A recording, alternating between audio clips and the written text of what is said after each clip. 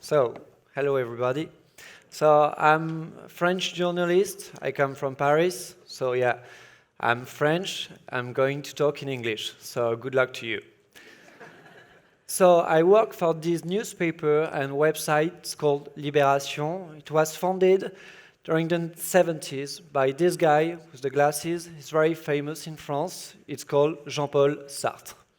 But I'm not going to talk about him for 20 minutes, so don't panic.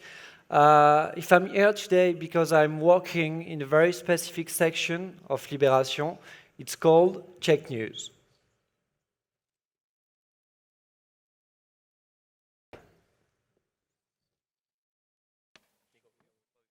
French presidential candidate. Des fausses informations. Fake news. So-called fake news can have real-world consequences. With a normal search engine, one single question will get over 4 million results in 0.72 seconds. But with those millions of answers, it's easy for fake news to slip through and for people to be manipulated. Introducing the right search. A new kind of search engine not powered by algorithms coming from Silicon Valley, but by humans. To sort fact from fiction before the 2017 presidential election in France, Libération, one of the best-known newspapers in the country, decided to replace the quantity and speed of search engines by the quality and rigor of journalists.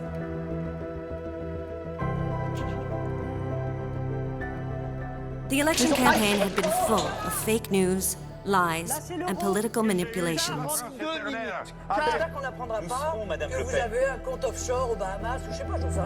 So to help French people find the real facts, they could ask questions on checknews.fr, and journalists investigated their queries before coming back to them a few hours later with answers backed up by real, not alternative, facts, making checknews.fr the slowest search engine on Earth, but also the most reliable.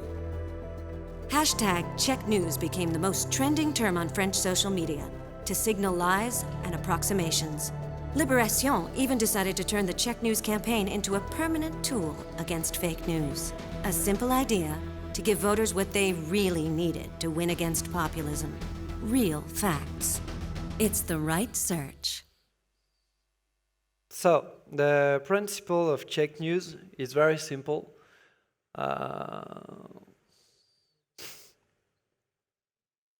Normally, it's very simple. Yeah, just go to the website, it's a very beautiful website, and you type your question. Any question you want, you can post 1,001 for a day if you want, because that's for free, but please don't do it. Just have to put your name and email address, and then send your question. You can put a fake name, a fake email address, because we don't care about the identity of the person who asked the question. So, you post your question, you go back to your normal daily life, and that's here that CheckNews enters the scene. So, I'm just here, actually.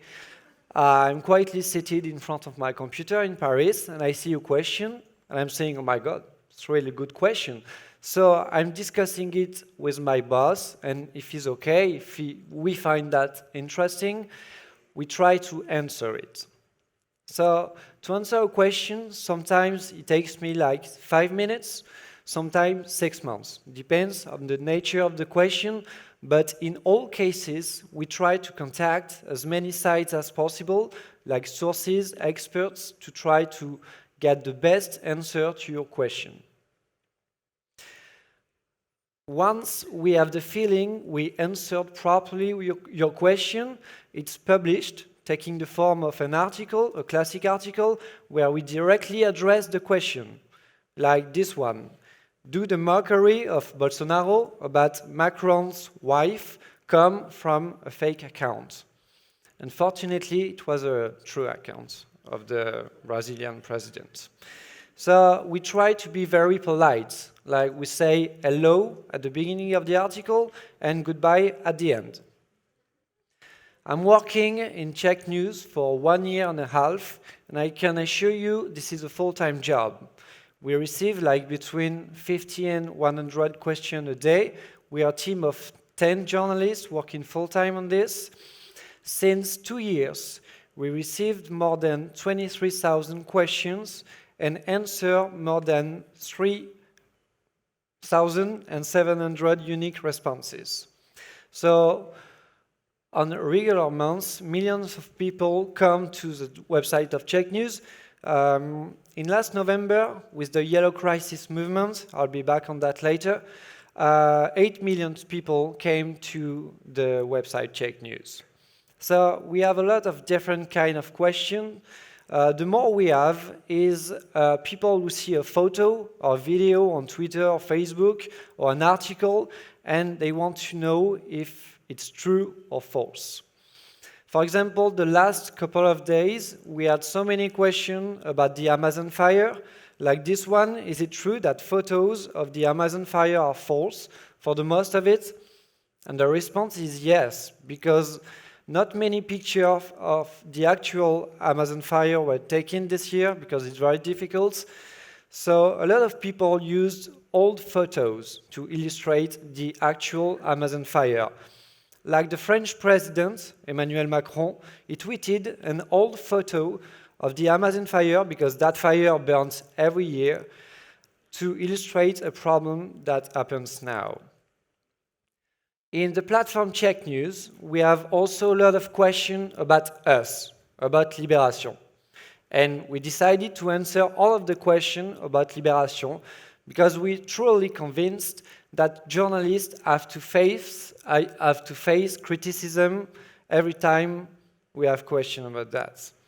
Like, we have a question about the boss of Libération, Laurent Geoffrin. Is it true that publication director of Libération, Laurent Geoffrin, wrote the entire book of François Hollande, which is the former president of France?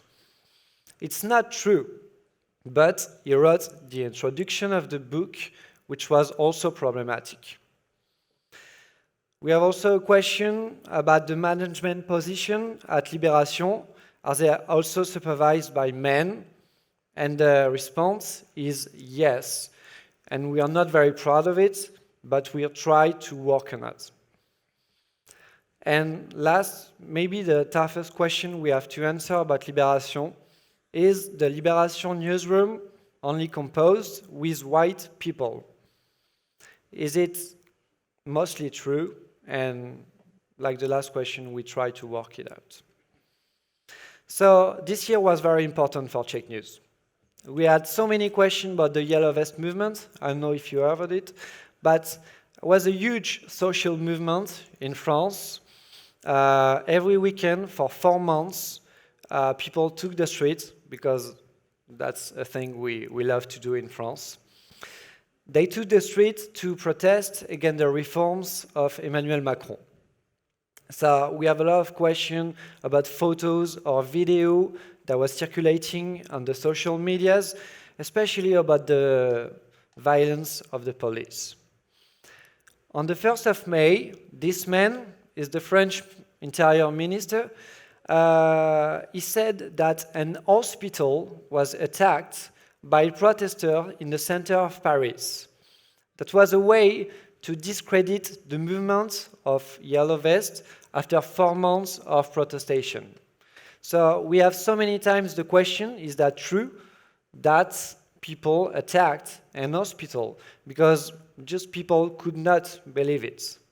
And in fact, it was a fake news brought by the government, because we managed to find a video posted by a nurse of that hospital, and on this video you clearly see that nobody attacked the hospital. It was just people trying to escape from tear gas launched by the police. So it's quite a different story than the one told by the French Interior Minister. After the publication of the article, he has to apologize, and he said he chose bad words to explain that situation. That's like a huge euphemism. Sometimes it's impossible to answer the question by yourself. Like, we had a question about the exact impact of the Me Too movement in the world, and we thought it was a very important and decisive question, but it was impossible to do it by yourself in Paris. So we chose to work for 2 months with 6 newsrooms to analyze the exact impact of the Me Too movement, and at the end, we found 556 remarkable facts reported in 42 countries. And we made a beautiful map. We also put CheckNews in Tunisia last year for the first local election in Tunis since the revolution 8 years ago.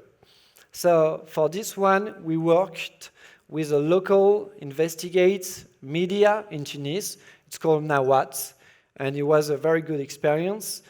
The only thing is people don't care about the Tunisian election, even in Tunisia. So last but not least, CheckNews won the IFCN Innovation Fund last year. We received $50,000 of Fact Forward to build a new platform. So basically, this is the platform we built.